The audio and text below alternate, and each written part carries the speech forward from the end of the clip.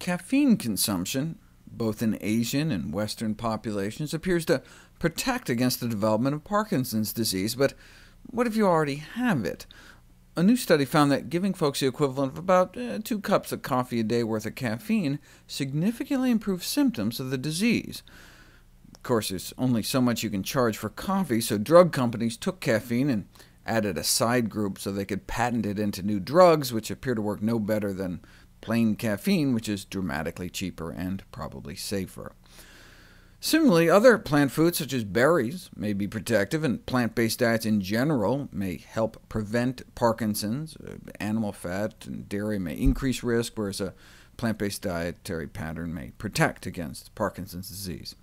We don't know if it's the animal fat per se, though. It could be the animal protein that's increasing risk. Maybe it's the dairy, mercury in fish, the blood-based heme iron, or less of the protective antioxidants in plant foods and plant-based diets.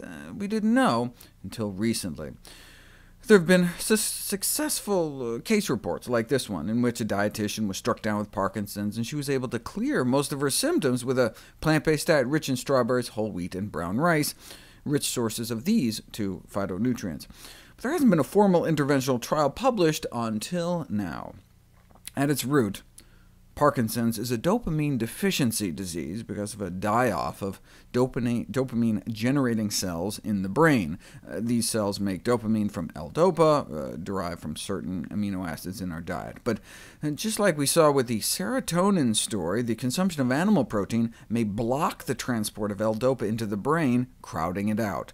So at first, researchers tried what's called a protein redistribution diet. Let's basically only let people eat meat for supper, so that patients are hopefully sleeping by the time the negative effects kick in.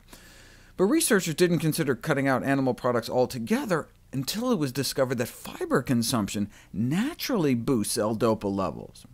So hey, a plant-based diet, particularly in its vegan variant, is expected to raise levodopa bioavailability and bring some advantages in the management of Parkinson's disease through 2 mechanisms: a reduced protein intake and an increased fiber intake. That's why plant protein works best, because that's where fiber is found.